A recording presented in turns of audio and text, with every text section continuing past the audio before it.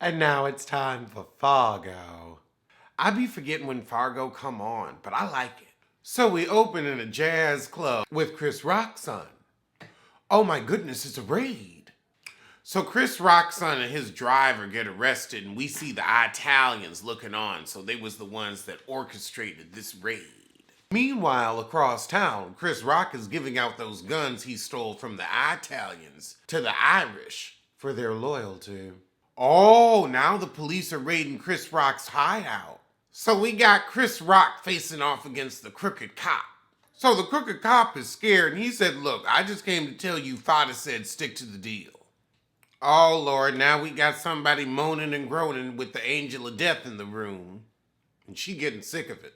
So Rita writing a letter to the racist hospital director, letting him know that, oh yeah, you hired a nurse with some laudanum in her closet as well as obituaries and trophies. She said, when am I going to see Aunt Zell again? And he was like, well, she's an escaped convict, so I can't really be sure, but you'll bump into her. You'll bump into her. Dad said, by the way, stay away from that nurse. I think she poisoned that pie. You think somebody poisoned a pie and you're this calm about it? That's a new level of white. Meanwhile, across town, Satchel's learning long division from the Italian. Okay, now we got Irish telling the Italian boss, look, Gelato about to try to pull a coup on you. 20 guys from the old country gonna come in on a train. Just you wait. Oh, the boss said, so what do we do? Irish was like, look, you know, I ain't even got to say it. You know what to do. It's time to rock-a-bye, baby. Oh, Lord, Rita done gone to visit her auntie and her heifer. Lord, so they give her her first drink on her birthday. So they talk about being outlaws versus criminals, and they just live their lives free. Freedom is their crime. And also theft. And a little bit of murder. Meanwhile, at Chris Rock's house, Chris Rock's wife is not here for her eldest getting arrested. He said, oh, Doc's gonna take care of it. She said, get out my way. I'm getting my baby. The one I can get to that doesn't live in the attic with an Irishman. Chris Rock checked her ass. He said, how you think we supposed to be rich? Meanwhile, in prison, the eldest son's driver realizes, oh goodness, I have messed up. Opal said you shouldn't have had the boss's son in there knee-deep in liquor and syphilis. So now the Italian boss go visit them in prison with Irish, and he gives them this soliloquy about how since he's, Italian, he's better than them, even though he's still quote-unquote low class. People look at them and they say, oh, they're using crime to get ahead. And that's a fair point. But then Irish tells them they all gonna die. Chris Rock better get him out soon. Oh, goodness, now we got the crooked cop and the Lone Ranger just popping up at his house. I wouldn't have answered the door. And then he gonna ask, oh, how'd the girl in the picture die? How rude. Child, Gelato and his friend is plotting making a move on the big boss. But then Gelato just kills two people at a restaurant because he didn't like the coffee. Meanwhile, back at Rita's, we've got her father planning her birthday party with a non-poisoned cake. So now we got Chris Rock confronting Rita's family about paying him back with his own coin. So Chris Rock says, your business is mine now. You'll sign over the deed this afternoon. Jesus. So now Rita at school and the ranger gone grill her about her convict aunt who's out on the lam. So he said, look, your aunt and her girlfriend ain't shit. They violent for no reason. So child, Rita gave her aunt up. She wasn't going to get expelled. So now we got them kicking the door in while the aunts is about to get into some coitus. Oh wait, it ain't the ranger. It's Chris Rock and the gang. I'm pretty sure they're going to want their coin. Well, hopefully Chris Rock will get arrested with everybody else, and then the family can keep their business. So Chris Rock is like, put your clothes on. You going to work for me. And they like, look, either you gonna kill me or you can get to going, but we ain't doing nothing for you. But now we've got the Lone Ranger coming up the stairs. I hope they get his ass. So child, right as he come up into the room, he sees them out the window getting in a car. So now we got the Italian boss waiting for Dr. Senator at his favorite coffee spot. Oh, and we see Gelato is over in the corner. He's like, who are y'all? And where's my normal contact? So now we have one of these Dr. Senator versus this Italian guy soliloquies, and what they say never makes any sense. It's like that Cosby Show episode, A Pig and a Cow. The pig jumped over the cow, and the cow said, you wouldn't do that if it was summer. That's how much sense these lines make. Lord, they done killed Dr. Senator. I don't know why you didn't walk out gun drawn, head over your shoulder. Well, they done started a war now. So we got all the dudes paying respect to him in the street before the popo get there. All right, well, I will see you next week. But let's get to marrying millions with the sissies in D.C. So we open with Sunsaray and Desiree. This apartment that they're pretending she lives in looks nice, but there's no way your apartment is that nice and your head is that messed up. So Desiree gonna start the episode with a fake tear. He told me he cheated on me. Well, that's what happens when you try to stir it up with a sissy. Her friend said, well, who he didn't tell you, she was, she was about to say, was it a man? But cut her off real quick, caught herself. They keep saying another woman, maybe it was the assistant. The assistant has an interesting look about her, too. Honestly, the assistant kind of looked like family, so I don't know. The assistant looked like she too blood related. Oh, God, so now we got Katie going to visit the guy that don't give a crap about her and move to Vegas on her. And he don't even seem like he got good dick. You really think this fool gonna let you live with him? And why would you want to live with him when he's so stingy? He's the type that'll put you out. No, you stupid. But we've established that. All right, down with the Miami coot. He's going to ask his paramour's pappy permission for marriage.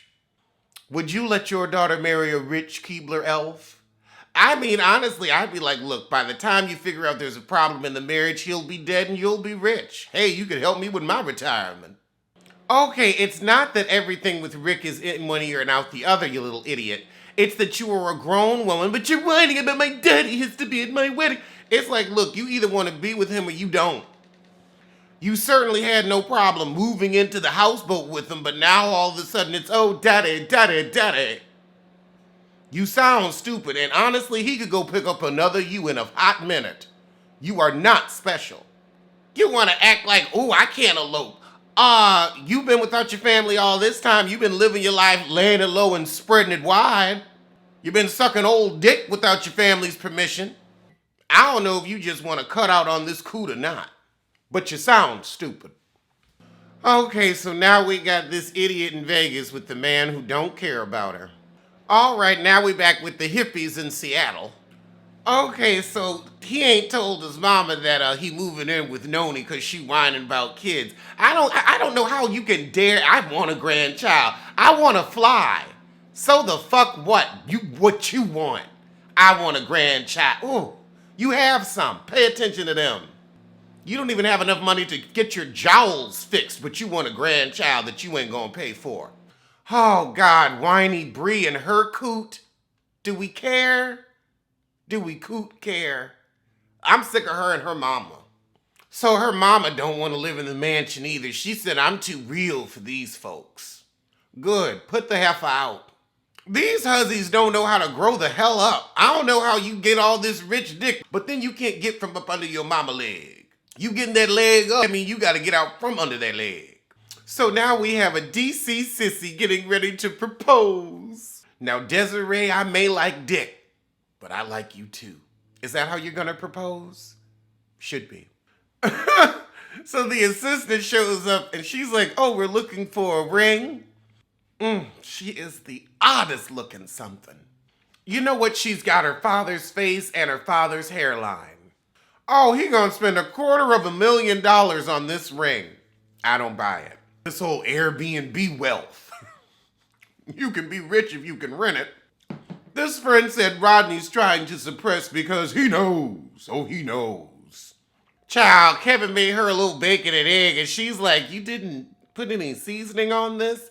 Ain't no seasoning on him, so what was you expecting, idiot? She said the Bellagio's next door and their breakfast buffet is delicious, so you wanted to be taken out. You know he too cheap for that. He gonna make you pay.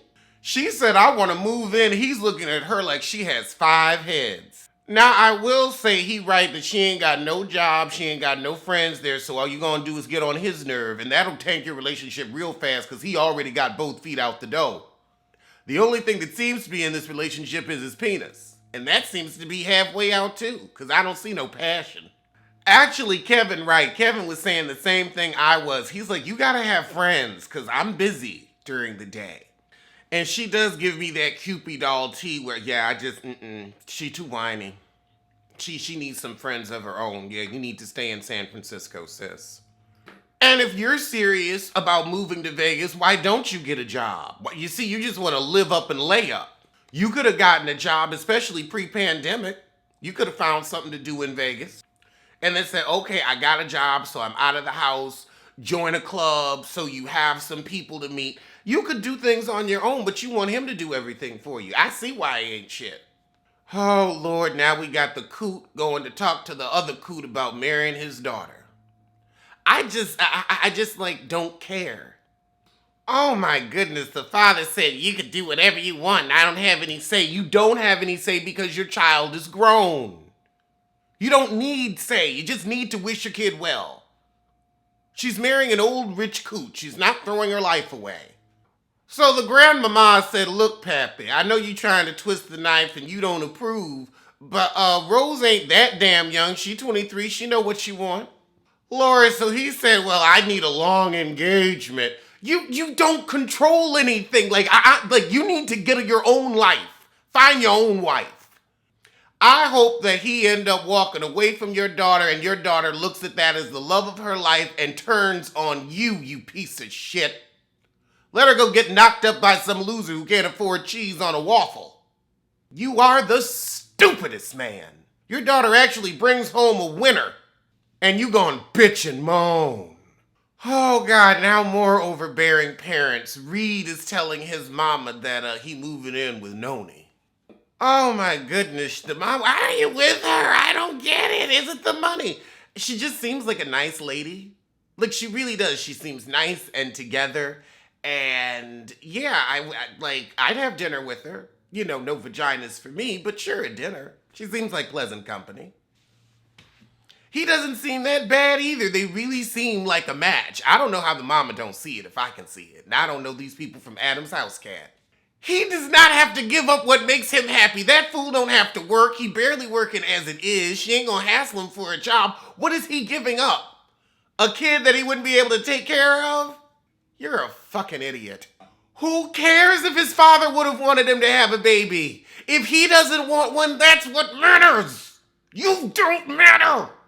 Lord, so Rodney out in L.A. getting ready to propose to Desiree. The sissies from D.C. on the West Coast. Desiree said, I'd never cheat on you. How? You don't give up the puss.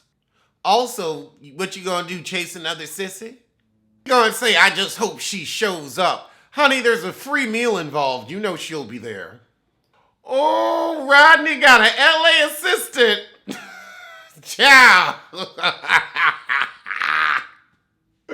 Oh, that cute white man. That's who's really in the relationship. Okay. Jeez, Desiree has so many hooker dresses. Just hooker. I mean, she looks cheap and easy. I mean, I've just never seen anyone flounce like a floozy like that before. A true floozy. The mama sees it and so do I. Desiree said, I don't know if I'm really what you want. Girl, you know you ain't what that sissy wants. He probably wants your dresses and your heels, but not your puss. So Desiree is twisting the knife. She ain't hearing his apology, so he run in and get the ring and some champagne. Here goes nothing is right, cause you a whole bunch of nothing. You a old rid of sissy. All right, well that was the shit, and I mean shit.